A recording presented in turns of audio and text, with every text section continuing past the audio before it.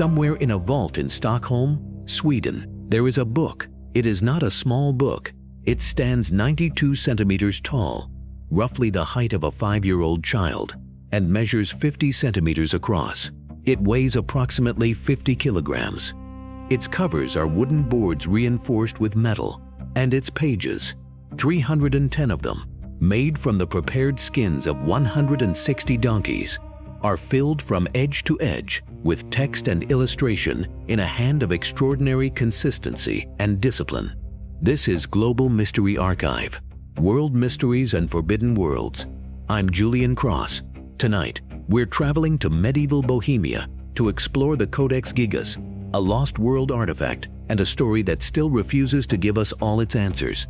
It is the largest surviving medieval manuscript in the world.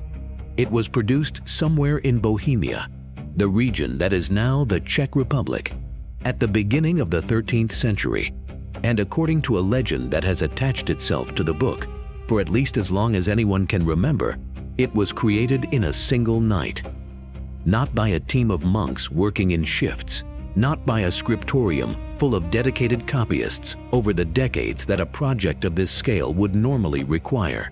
By one man, alone, in one night.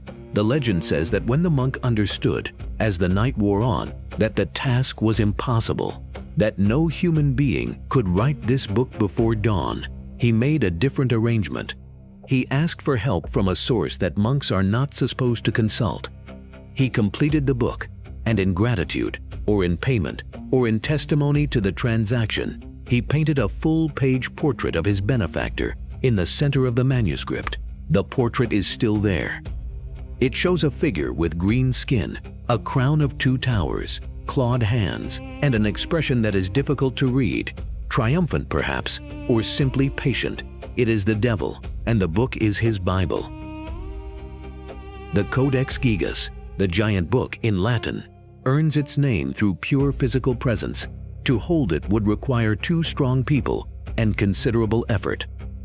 To read it requires standing at a height that allows you to look down at pages that are themselves nearly half a meter across. The text, written in a careful Gothic minuscule script, is dense and consistent. Column after column of precisely formed letters, decorated with red and blue initials, organized with the discipline of someone who understood from the outset the scale of the undertaking. What the book contains is, in itself, extraordinary in its ambition. It is not a single text, but a compendium, an attempt to gather within a single set of covers the complete intellectual and spiritual knowledge of the medieval Christian world. The Old Testament and the New Testament, complete, form the core of the manuscript. Around them are gathered a remarkable collection of supplementary texts, the Antiquities of the Jews and the Jewish War by Flavius Josephus, histories of the Jewish people that were essential references for medieval scholars, the Encyclopedia of Isidore of Seville, a 7th century compendium of all human knowledge organized alphabetically that served as the Wikipedia of the medieval world, a collection of medical texts attributed to Constantine the African, the Rule of Saint Benedict, the foundational document of Benedictine monasticism, and then the more unusual contents, a section of texts related to penitential practice and the confession of sins, a calendar of saints and feast days, a series of magic formulae and medical remedies that shade, in their character, from ecclesiastical medicine towards something that a later age would call folk magic, exorcism prayers,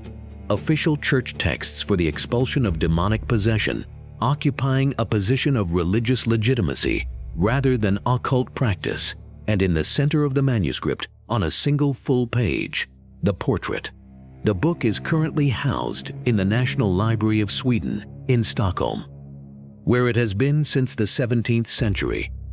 It is displayed in a specially designed case that allows visitors to see the open pages while protecting the manuscript from the environmental effects of public exposure.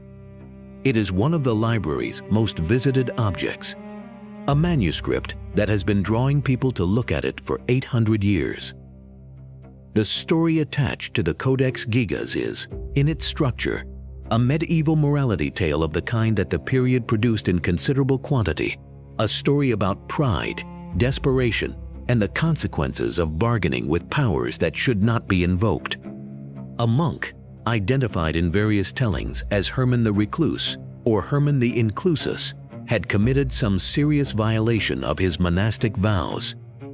The nature of the violation varies between accounts: breaking his vow of enclosure, some offense against the community, a transgression whose specifics are less important to the legend than its severity. He was sentenced to a punishment that the medieval monastic tradition reserved for serious offenders. He was to be walled up alive, entombed within the walls of the monastery to die in isolation. The monk negotiated. He proposed as an alternative to create in a single night a book that would contain all human knowledge and would glorify the monastery forever. If he succeeded, his punishment would be commuted. The night began. The monk wrote. The hours passed, and as the darkness deepened toward the hour before dawn, the monk understood that he could not finish, that the task was impossible, that the wall was waiting for him. In his desperation, the legend is specific about this.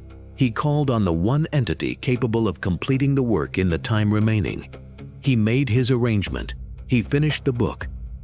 And in acknowledgement of what had made the completion possible, he painted the portrait that now sits at the Manuscript's center. The legend presents itself as an explanation for two things: the physical implausibility of a single person producing a manuscript of this scale, and the presence of the devil's portrait in a manuscript that is otherwise a work of Orthodox Christian scholarship. The earliest written record of the legend is not contemporary with the manuscript's creation. The story appears in later accounts. How much later is itself a matter of debate among historians, and may have developed around the manuscript after the fact as an explanatory narrative for features of the book that observers found remarkable or inexplicable. Whether there was a real Herman, whether the circumstances of the book's creation involved any of the drama the legend describes, whether the monk who spent years, as the evidence suggests, producing this manuscript was working under any constraint more supernatural than his own ambition and discipline, we do not know. What we know is that the book exists, and that producing it by any means was an extraordinary achievement. On page 290 of the Codex Gigas, in the physical center of the manuscript, occupying an entire page by itself, there is a painting. It shows a figure standing in what appears to be a room or an enclosed space, its walls decorated in a pattern that suggests luxury or significance. The figure is rendered in colors of green and red, its body filling the height of the page with the confidence of a subject that expects to be portrayed at full scale. The figure is identifiably demonic in its iconography. Its skin is a vivid green, a color associated in medieval symbolism with corruption, with the non-human, with the world outside the sanctified order of creation. It wears a crown of two towers, a distinctive headpiece that has generated considerable interpretive debate. Some scholars seeing in it a reference to specific traditions of demonic hierarchy, and others finding it simply an unusual decorative choice. Its hands are clawed, extended downward in a gesture that could be read as presentation, welcome, or threat. The face is the most striking feature. The devil of the Codex Gigas does not look tormented or monstrous in the way that many medieval depictions of evil beings do. He looks composed, present, his eyes face outward, meeting the gaze of whoever looks at him. An unusual choice in medieval portraiture, where direct eye contact was often reserved for the divine. The expression is difficult to categorize with confidence, but it is not the expression of a being that considers itself defeated or subordinate. Facing the devil's portrait, on the opposite page, is a depiction of the heavenly Jerusalem, the holy city of the Book of Revelation, rendered in architectural detail, its walls and towers gleaming.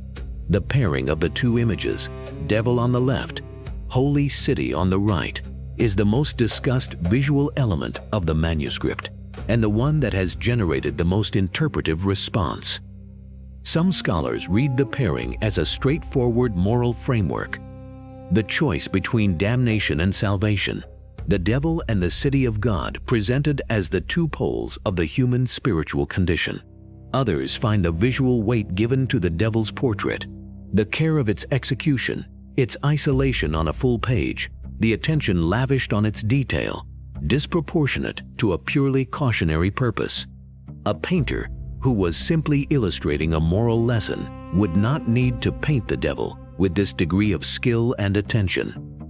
Whether the portrait reflects the legend, a kind of acknowledgement rendered in paint of the transaction that produced the book, or simply the medieval fascination with representing evil in order to understand and contain it, the painting is unlike anything else in the medieval manuscript tradition. No other surviving medieval manuscript contains a full-page portrait of the devil of comparable scale and quality. Whatever the intention, the result is an image that has looked out from the pages of this book for 800 years with an expression that suggests it has all the time in the world. The most scientifically significant characteristic of the Codex Gigas, and the one that most directly feeds the legend of its impossible creation, is the consistency of its execution. 310 pages of text, hundreds of thousands of words, decorative initials in red and blue at the beginning of sections, the portrait, the illustration of the heavenly Jerusalem, column after column of precisely formed Gothic minuscule script covering the full height and width of each enormous page. All of it, as careful analysis has established, produced by a single hand, not a team of copyists working in shifts, each trained to approximate a consistent style. One person whose individual characteristics of letter formation, spacing, ink application, and decorative approach remain constant across the entire manuscript without variation. This consistency is itself remarkable. Producing a manuscript of this scale over an extended period, years, decades, would be expected to show changes in the scribe's hand as they aged, as their technique evolved, as periods of illness or stress affected their motor control. The Codex Gigas shows essentially none of this variation. The hand at the end of the manuscript is the same hand as at the beginning. Researchers studying the manuscript have made calculations about what producing it would have required. Working at the pace of a skilled medieval scribe, accounting for the preparation of inks and quills, the ruling of pages, the execution of decorative elements, and the physical demands of writing for extended periods on a daily basis.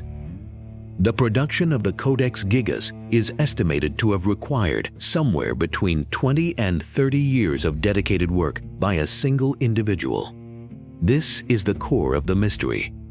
Not that the book could not have been produced. 20 to 30 years of dedicated work by a skilled and disciplined monk is a plausible human achievement, but that the consistency of the execution across 3 decades of work is extraordinary in a way that modern handwriting analysis cannot fully explain. Human hands change. Human writing changes. Decades of difference in a person's script are normally detectable. The Codex Gigas suggests a scribe whose hand was essentially frozen in time for the duration of the project, maintaining the same characteristics of letter form and execution from the first page to the last, with a consistency that goes beyond normal discipline. How this was achieved, whether through extraordinary self-discipline, through some technique of standardization that we have not identified, or through some other means that we cannot determine from the manuscript alone, is the question that the single hand poses without answering. The Codex Gigas as it exists today contains 310 pages. Contemporary historical records, references to the manuscript made by people who handled it before the 17th century, indicate that it originally contained 320 pages. 10 pages are missing. They were removed at some point in the manuscript's history, their absence now visible only in the altered pagination and in the slight but detectable disruption of the manuscript's physical structure where the leaves were excised. When the pages were removed, by whom? And with what motivation? None of these questions has been answered. The removal is estimated to have occurred before the manuscript left Bohemia in the 17th century, but the specific moment of excision cannot be dated with precision. The content of the missing pages is unknown. Their position within the manuscript, which sections they belonged to, what texts or illustrations they contained, can be partially inferred from the pagination gap, but not determined with confidence. Various theories have been proposed about what was removed and why. The most dramatic theory holds that the missing pages contained texts of a genuinely dangerous character, magical formulae, demonic invocations, or other content that someone considered sufficiently threatening to warrant physical removal from the manuscript, rather than simply leaving it unread. In this interpretation, the pages were removed by a church authority or a concerned owner who could tolerate the devil's portrait as an image, but could not tolerate actual instructions for communicating with him. A more prosaic theory suggests that the missing pages contained records of the monastery at Podlajice, the Bohemian monastery with which the manuscript is associated in its early history, including financial accounts, legal documents, or records of the monastic community that someone wished to suppress for entirely mundane institutional reasons. A third possibility is that the pages were simply damaged beyond usability at some point in the manuscript's history and removed to prevent their deterioration from affecting the surrounding leaves. A conservation decision rather than a censorship decision. The missing pages are the wound in the body of the text. Whatever they said, whoever removed them wanted those words gone badly enough to mutilate a manuscript of this scale and significance. The motivation for that decision is lost with the pages themselves. The Codex Gigas was created in the Benedictine monastery of Podlajice in Bohemia, a monastery that no longer exists, dissolved in the 13th century and its properties absorbed by neighboring institutions. The manuscript passed to the monastery of Sedlec, and then to the Benedictine monastery of Brumov, where it remained for several centuries. Its most significant medieval owner was Emperor Rudolf II, the Habsburg ruler who made Prague his capital in the late 16th century and pursued, with an intensity that some contemporaries found unsettling, an interest in alchemy, astrology, and the occult sciences. Rudolf assembled in Prague one of the most extraordinary collections of art, scientific instruments, and unusual objects in European history, a Kunstkammer, a cabinet of wonders that included paintings by Dürer and Archimboldo alongside magical talismans, exotic animals, and the products of alchemical experimentation. The Codex Gigas was part of this collection. Rudolf acquired it from the Brumov monastery. Accounts suggest it was effectively appropriated rather than purchased, the emperor's desire for the object overriding normal considerations of ownership, and kept it in Prague as one of the treasures of his court. Rudolf died in 1612. His collection passed to his successors. The 30 Years' War that devastated Central Europe in the following decades produced, among its many consequences, the movement of enormous quantities of cultural property from the defeated to the victorious. In 1648, as the war was ending, Swedish forces besieging Prague managed to transfer significant portions of Rudolf's collection to Sweden. The Codex Gigas was among the items that made the journey north, carried from the libraries of Prague to Stockholm as part of the spoils of a war that the Swedish Empire had fought, among other reasons, for precisely this kind of cultural acquisition. In Stockholm, the manuscript was deposited in the Royal Library, the predecessor institution of what is now the National Library of Sweden. It has remained there ever since, the most celebrated object in the library's extraordinary collection, displayed to visitors, studied by scholars, and occasionally lent for exhibition. The Czech Republic has maintained, through diplomatic channels, a long-standing interest in the manuscript's return, an interest that the Swedish government has acknowledged without being moved to act upon.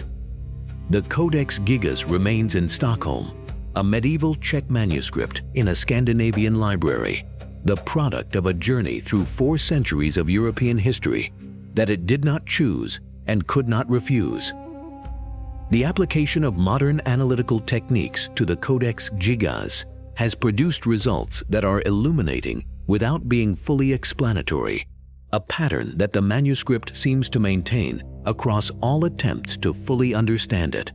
Spectroscopic analysis of the inks used throughout the manuscript has established their composition with considerable precision. The carbon-based black ink, the red ink based on mercury sulfide, the blue ink derived from ultramarine or azurite, the green used in the Devil's Portrait based on copper compounds. The consistency of the ink compositions across the manuscript is consistent with production by a single workshop over an extended period, supporting the single scribe conclusion reached by handwriting analysis. Radiocarbon dating of the parchment has placed its production in the early 13th century. Consistent with the historical records that connect the manuscript to podlages and with the stylistic dating of the script and decoration. The dating does not resolve the question of how long the production took, but it establishes the manuscript's medieval origin with scientific confidence.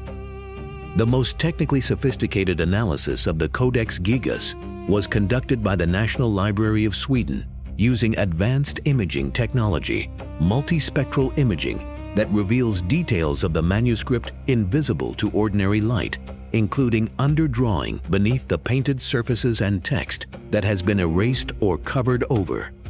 The results revealed, in the Devil's Portrait, evidence of preliminary sketching beneath the final painted surface.